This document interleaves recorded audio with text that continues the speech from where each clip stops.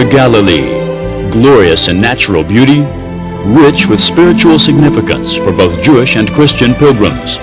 For the Jewish people, it is the fertile northern region of the land God promised to Abraham as an everlasting possession. The Christian pilgrim, whose faith stems from the root of Judaism, can savor the region where Jesus established the core of his ministry, his beloved Galilee.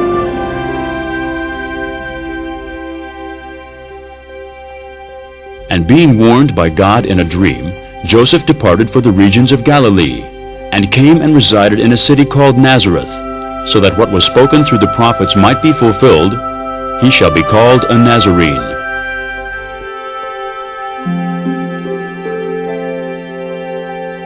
When Jesus heard that John had been taken into custody, he withdrew into Galilee, and leaving Nazareth he came and settled in Capernaum, which is by the sea in the region of Zebulun and Naphtali.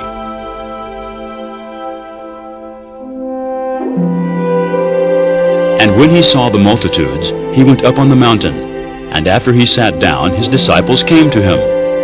And opening his mouth, he began to teach them, saying, Blessed are the poor in spirit, for theirs is the kingdom of heaven.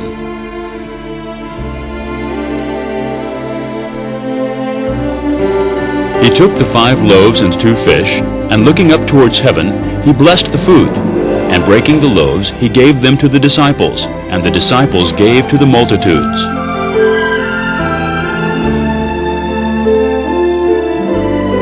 But when they saw him walking on the sea, they supposed it was a ghost, and they cried out.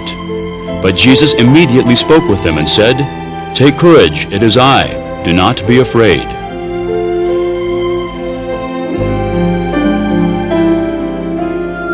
Now when Jesus came into the district of Caesarea Philippi, he began asking his disciples, saying, Who do people say the Son of Man is?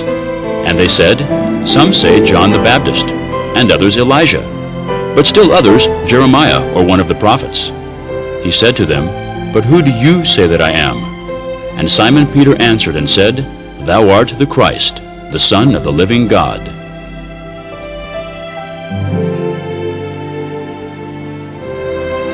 "6 days later, Jesus took Peter, John, and James onto a high mountain to pray. As he was praying, he was transfigured before them, and his face shone like the sun, and his garments became white as light." Pilgrims to the Galilee will also discover the colorful history written by people who invaded or inhabited the land and left magnificent landmarks to their former glory. To defend against enemy ships, the Ottoman Turks constructed the great fortress seawall at Akko. The Romans fortified the garrison city of Beit Shan.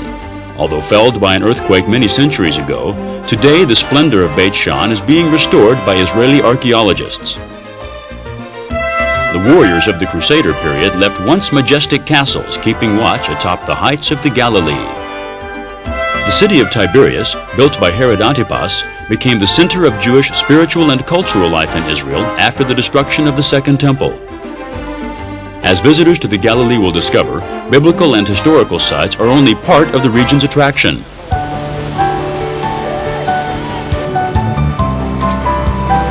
With so much to do and see in the Galilee, every visitor needs time to relax, reflect, and be refreshed before the next day's adventure.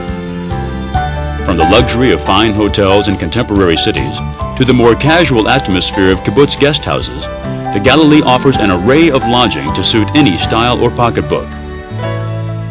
Pilgrims and tourists will cherish memories of their visit to the Galilee long after returning home, as one pilgrim wrote, "I saw all the biblical sites and ruins and received a deeper appreciation of my spiritual roots. But something came alive to me one afternoon while I walked alone on a windswept hillside by the Sea of Galilee. As I experienced the land with all my senses, I felt that Jesus loved the Galilee in the same way I did that day. For the first time, I knew that I had walked where Jesus walked. And I also knew that one visit to the Galilee was not enough. I will be back."